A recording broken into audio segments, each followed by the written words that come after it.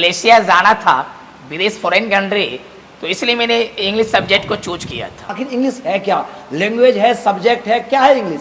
Compulsory होना चाहिए, 100% necessary होना चाहिए। बच्चों में जो इंग्लिश फोबिया है, जो इंग्लिश का एक डर है, उसका क्या कारण है? खान सर काफी चर्चित और देश भर में कह सकते काफी लोकप्रिय शिक्षकों में से एक हैं, पटना के खान सर। और आज हम आपको मिलाएंगे फिर से खान सर से, जी हाँ, बेगूसराय के खान सर से, जिन्होंने कम समय में काफी लोकप्रियता बटोरी है और ये भी काफी निराले अंदाज में बच्चों को इंग्लिश पढ़ाते हैं।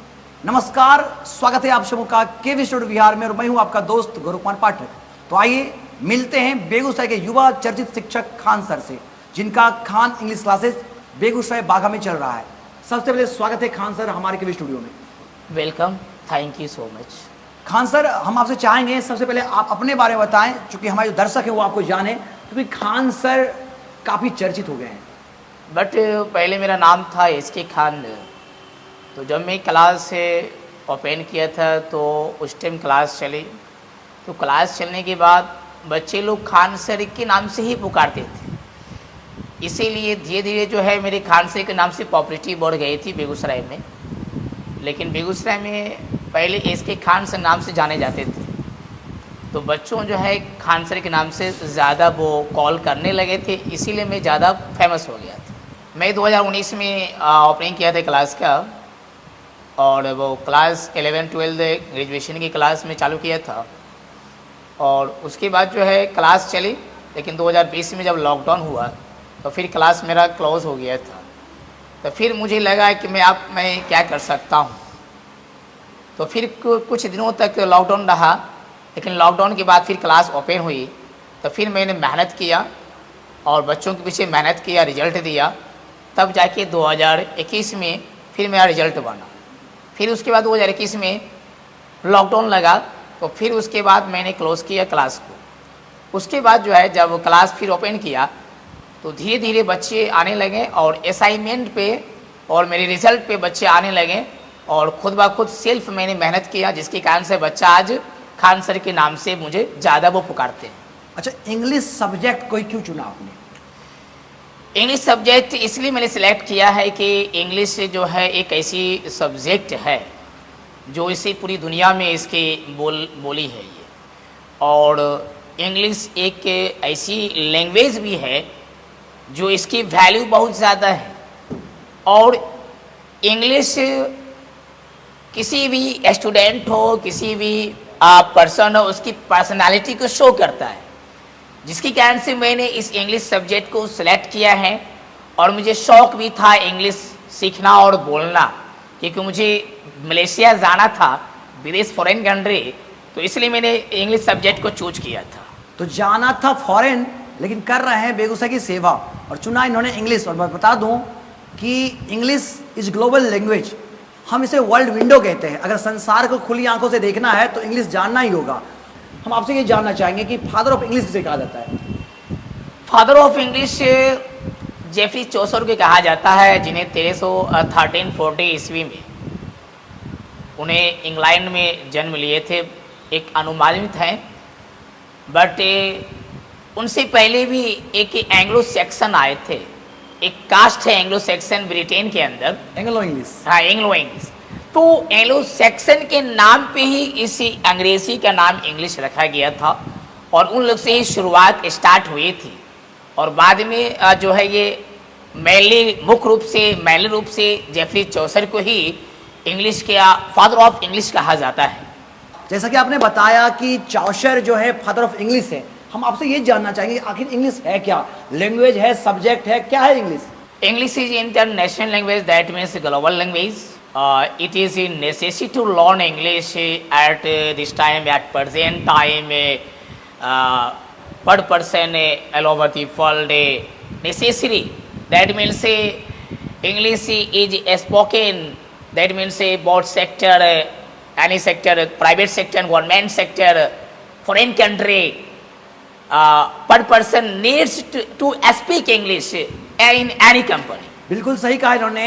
Everybody learn English because a man without English as a lamp without oil. आपने तो वर्ल्ड में बताया फादर ऑफ इंग्लिश, अगर हम बात करें इंडिया की तो यहाँ किसे कहा जाता है फादर ऑफ इंग्लिश?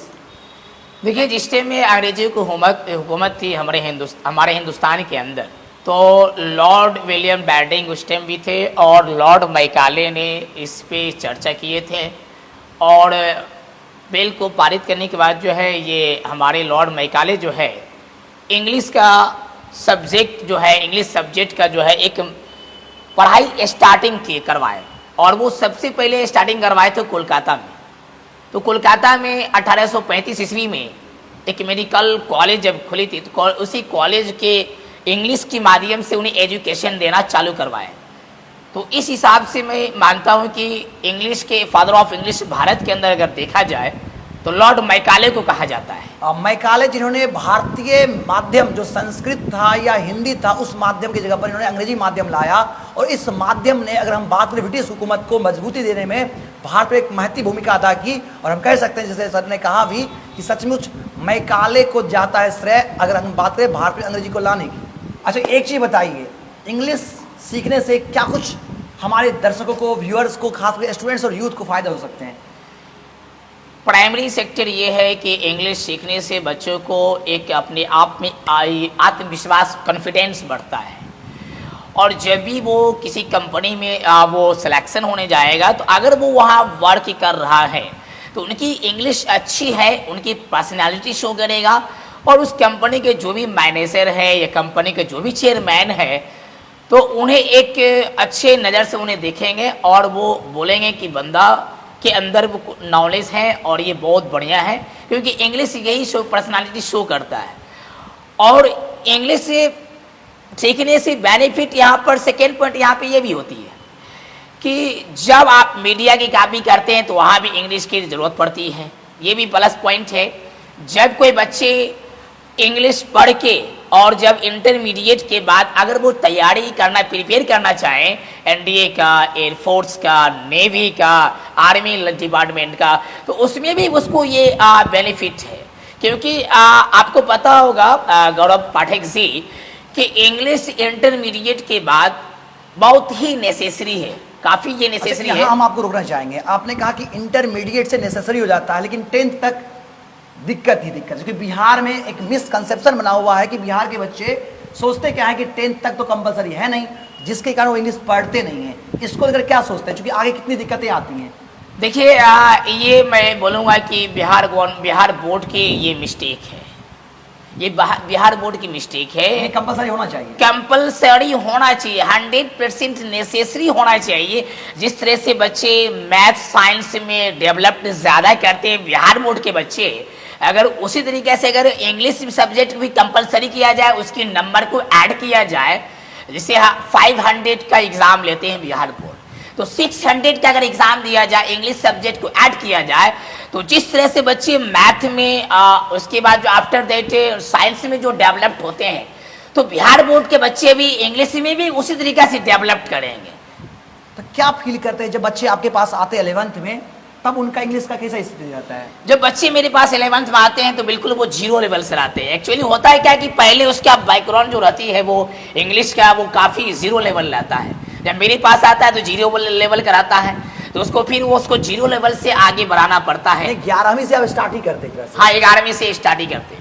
तो एक सुन सकते हैं कि कितना अपने आप एक मजाकिया है, सुनने में थोड़ा सा हास्यप्रद है कि 11वीं में जाने के बाद आप इंग्लिश की एबीसीडी शुरुआत करते हैं, तो सोचना जरूर होगा। और सर सच में सोचने और विचारने वाला यह बिंदु है। हम चाहेंगे सरकार अगर हमें देख पा रही है या जो भी लोग हमें देख पा रहे हैं, खास करके के पाठक अगर हमें देख पा रहे हैं, तो उनसे जरूर चाहेंगे कि सुधार तो आप कर ही रहे हैं, एक और बदलाव आप कर दें कि इंग्लिश को हमेशा हर इंग्लिश को स्टार्टिंग क्लास से कंपलसरी कर दें, ताकि इंग्लिश को लोग लग करके जुड़ करके मन से पढ़ें। अच्छा, के पाठक काफी फेमस हो गए हैं अपने अंदाज के लिए, क्या सोचते हैं खान सर के पाठक के बारे में? देखिए, के पाठक से जो भी रोल फॉलो किए हैं, जो भी मैटर वो चलाए हैं पूरे बिहार के अंदर, जो भी वो रोल चलाए हैं, उनकी रूल से मैं एग्री हूँ। आई एग्री, दैट मीन से के पाठक मैटर आई फॉलो।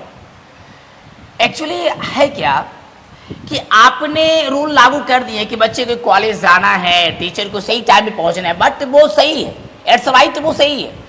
बट क्या है कि जब बच्चे कॉलेज जा रहे हैं, कहीं क्लास की व्यवस्था नहीं है, किसी कॉलेज में, किसी स्कूल में बैठने की जगह की कमी है, किसी कॉलेज स्कूल में टीचरों की कमी है, हाई लेवल की एजुकेशन का टीचरों की कमी है, जिसके कारण से क्या है कि वो मैनेजमेंट वो नहीं कर पाए।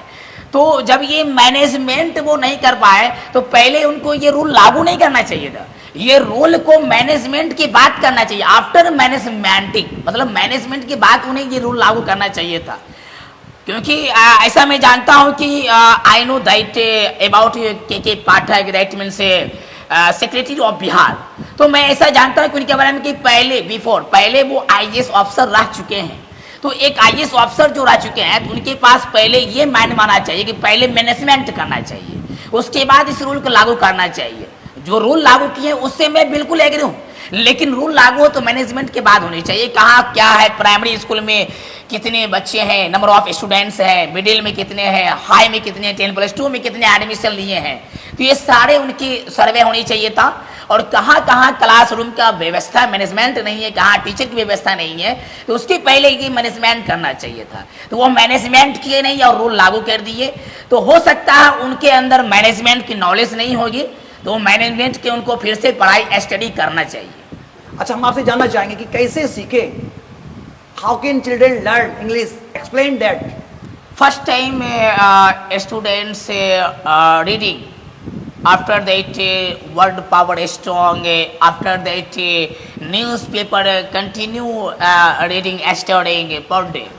तो मेरे कहने का मतलब ये हुआ है कि स्टूडेंट को जो है पर डे जो है ग्रामर पे भी फोकस करनी चाहिए, और आफ्टर दिस उसके बाद जो इसको न्यूज़पेपर भी पढ़ना चाहिए, इंग्लिश का न्यूज़ जो पेपर आता है उसे पढ़ना, स्टडी करना चाहिए। तब जाके बच्चे क्या होते हैं कि ज़्यादा धीरे धीरे डेवलप करते हैं। तो बच्चे अक्सर मैंने देखा है बेगूसराय के क्षेत्र में, मैं बेगूसराय डिस्ट्रिक्ट में देखा हूँ, जितने भी बच्चे आते हैं तो वो न्यूज़पेपर वो नहीं पढ़ते हैं। अगर बच्चे घर पे अगर इंग्लिश न्यूज़पेपर अगर वो पढ़ते, अगर उस चीज़ को देखें तो 100% है कि वो आगे धीरे धीरे उनकी इंग्लिश पकड़ बन जाएगी और वो समझने लगेंगे और वो बोलना भी स्टार्ट कर सकते हैं। बच्चों में जो इंग्लिश फोबिया है, जो इंग्लिश का एक डर है, उसका क्या कारण है? डर है, सबसे बड़ा पॉइंट डर इस बात का है कि पहले वो अंडर 10 जो है वही उसकी डर हो जाती है। क्योंकि होता है क्या है कि इंग्लिश कंपलसरी तो है नहीं, जिसके कारण से क्या होता है 520 सब्जेक्ट, 500 नंबर का जो होता है, जो 5 सब्जेक्ट होते हैं भाई, तो उसको वो तैयारी ढंग से करता है और उस टाइम में वो उसको डर नहीं, फीलिंग नहीं होता है। तो इंटर में जब आता है तब उसको डर फीलिंग होता है, इसीलिए कि इंटर में 100 मार्क्स का इंग्लिश कंपलसरी है। तो उसमें अगर 100 मार्क्स का इंग्लिश एग्जाम होती है, बिहार बोर्ड लेती है, अगर वो 30 मार्क्स अगर कम आ गया है तो फेल लिखा जाएगा उसके सर्टिफिकेट पे, तो फेल हो जाएगा। लेकिन क्लास 10 में अगर 0 भी आया तो फेल नहीं आया। तो यहाँ तो बिहार बोर्ड की मिस्टेक है। तो सबसे पहला पॉइंट है कि बिहार बोर्ड जो है क्लास 10 को इस चीज को ऐड करे। तो जब ऐड हो जाएगी तो ऐड होने के बाद उन्हें डर खत्म हो जाएगी। अच्छा, एक बात आपसे हम ये जानना चाहेंगे कि लगातार जो छात्र युवा पढ़ रहे हैं, तैयारी कर रहे हैं, लेकिन चूंकि आपको मैं ये प्रश्न इसलिए कर रहा हूँ चूंकि आप काफ़ी यूथ के लिए सोशल मीडिया पे एक्टिव रहते हैं। तो हाल ही में जो बिहार पुलिस का एग्जाम लिया गया और किसी कारण बस चूंकि कोई क्वेश्चन वायरल हो गए जिसके कारण उसको रद्द करना पड़ा, क्या सोचते हैं खान सर इसके बारे में? देखिए, हमारे बिहार के बच्चे बहुत ऐसे बच्चे हैं जो गरीब फैमिली से बिलोंग करते हैं, तो काफ़ी जम के वो मेहनत करते हैं, लाइब्रेरी में जाके मेहनत करते हैं, कितने घर पे जाके स्टडी करते हैं, 8 घंटा 10 घंटा 12 घंटा काफ़ी वो देखते हैं, वो मेहनत करते हैं, काफ़ी वर्किंग हार्ड करते हैं। तो अगर वो पेपर लीक होता है तो गरीबों का बच्चा कहीं ना कहीं आत्महत्या कर लेता है। रीज़न ये होता है कि उन्होंने मेहनत करके और काफ़ी लेबोरियस जो होती है मेहनत करके उन्होंने एग्ज़ाम में बैठते हैं और उनको लगता है कि मैं फर्स्ट टाइम ही अटैम्प्ट में मैं सक्सेस कर जाऊंगा। लेकिन जब यहाँ क्या होता है, बहुत सारे ऐसे माफिया होते हैं हमारे बिहार के अंदर। आपको पता ही होगा कि बिहार में करप्शन ज़्यादा है। अगर देखा जाए एक नज़र से तो हमारे हिंदुस्तान में सबसे ज़्यादा करप्शन बिहार में ही है। आप कह रहे हैं करप्शन ज़्यादा है और बिहार में सरकार जो कह रही है जाति की जनगणना करा रही है। आपको लगता है कि भ्रष्टाचार पर अंकुश लगना चाहिए और सरकार को कठोर कानून बनाना चाहिए? बिल्कुल कठोर कानून बनाना चाहिए। और क्या करना चाहिए? जो जातिगत जनगणना हुई है अभी जो जातिगत जनगणना का रिपोर्ट आया है, देखिए, हम सीधी सी बात समझते हैं कि हम हिंदुस्तानी हैं और हम जितने भी हिंदुस्तान के अंदर आदमी हैं, पर्सन है, सारे हिंदुस्तानी हैं। तो मेरे अकॉर्डिंग टू मी, मेरे अनुसार सबके लिए एक लेवल होनी चाहिए, बराबर होनी चाहिए, लेकिन उसमें भी एक कंडीशन है।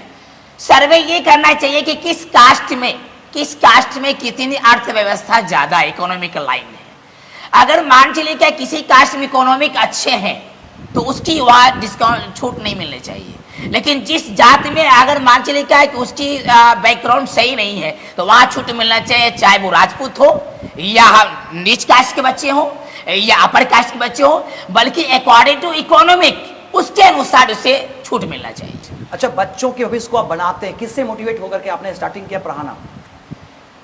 मैं पहले जब मलेशिया में था तो वहाँ से आने के बाद जो है मुझे वहाँ ठोकर लगी, तो लगा कि नहीं इंडिया ही बहुत बढ़िया, अपना कंट्री बहुत बढ़िया है।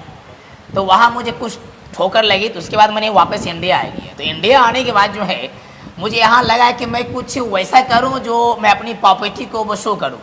तो आफ्टर दैट उसके बाद मैंने कोचिंग खोला और आगे मैंने मोटिवेट कर दिया। तो बीच बीच में मैं बच्चे को मोटिवेट भी करता हूँ, चाहे वो आईएएस की लाइन में हो या आईपीएस की लाइन में हो या बीपीएससी की लाइन में हो या दरोगा की लाइन में तो हो। आप मोटिवेट करते हुए हमारे जो यूथ यहाँ से देख पा रहे हैं, व्यूअर्स दर्शक देख पा रहे हैं, उनसे कुछ लाइन सुनाना चाहेंगे आप? मैं यही बोलूँगा कि जितने भी हमारे देशवासियों हैं अपने अपने बच्चे को ज़्यादा स्टडी पर ध्यान दें, और जितने भी बच्चे मेहनत कर रहे हैं। शेरो शायरी भी आप पढ़ते हैं? शेर शायरी तो जरूर मैं जानता हूँ, पहले मैं शायरी के भी काम करता था। सुनाए कुछ हमारे दर्शकों से थोड़ा सा। देखिए टाइम के लिए मैं बोलूँगा सारे स्टूडेंट सारे देशवासियों के लिए कहा गया है कि इंसान की जिंदगी में सबसे बड़ा चीज होता है तो वो वक्त होता है। इंसान की जिंदगी में सबसे बड़ा चीज होता है तो वो वक्त होता है, और वो इंसान टाइम को ही खो देता है। लेकिन मैं कहता हूँ हम हमारे देश के युवा के लिए मैं बोल रहा हूँ, वक्त मिलता है जिंदगी बदलने के लिए, पर दोबारा जिंदगी नहीं मिलती है वक्त को बदलने के लिए। बहुत खूब इन्होंने कहा है, वक्त जो है सबके सरताज होते हैं, और बता दें समय जिसके साथ होता है वो सबका बड़ा राजा होता है। तो आइए, हमारे साथ खान सर थे। खान सर, हमारे इस प्रयास को, हमारे सर के प्रयास को, केवी स्टूडियो के प्रयास को कैसे देखते हैं आप?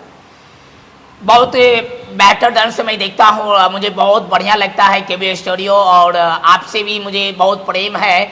ऐसा लगता है कि जैसे आप मेरे बिल्कुल प्यारे लवर बन चुके हैं।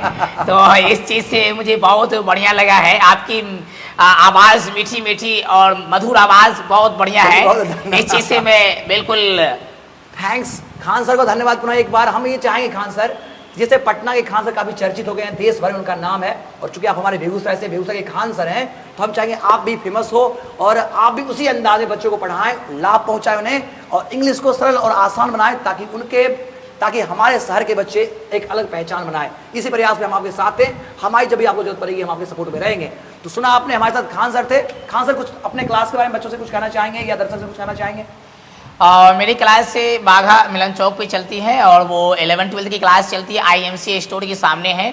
बच्चे ग्रेजुएशन भी क्लास कर सकते हैं, बच्चे स्पोकन भी क्लास कर सकते हैं, बच्चे NDA की क्लास हो या एयरफोर्स की क्लास हो उसके लिए भी क्लास आ सकते हैं, उसके लिए वेलकम है। इंग्लिश A to Z आके वो मेरे सामने आके क्लास कर सकते हैं। कोई ऐसे गरीब बच्चे होते हैं जो लगता है कि उनके पास पैसे नहीं है, तो उसके लिए भी ऑफर है, वो आके भी यहाँ पढ़ सकते हैं मेरे पास। तो आप जितने भी दर्शक हैं, जितने भी बिहारवासी हैं, देशवासियों हैं, तो आप लोग मुझे सपोर्ट करें और मैं आगे बढ़ता रहूँगा। मैं गरीबों को भी मदद करता रहूँगा, और जिसकी अर्थव्यवस्था कमजोर है मैं उसे आने वाला टाइम में उसे भी मैं मदद करूँगा। चलिए, हर युवा को ऐसी सोच के साथ आगे बढ़ना चाहिए। हम फिर से कहेंगे कि केवी स्टूडियो एक ऐसा प्लेटफॉर्म है जहाँ पर आप आकर के अपनी बात रख सकते हैं। अगर आप सुन पा रहे हैं, देख पा रहे हैं, तो हम आपसे कहना चाहेंगे ये मौका आपको भी मिलेगा। आपका स्वागत करते हैं हम यहाँ से। आप आएँ, अपनी बात रखें। अगर अपनी बात को हम लोगों तक पहुँचाना चाहते हैं तो उसका एक जरिया है केवी स्टूडियो। स्वागत करते हैं और मिलते एक नई जानकारी के साथ। तब तक के लिए बहुत बहुत धन्यवाद।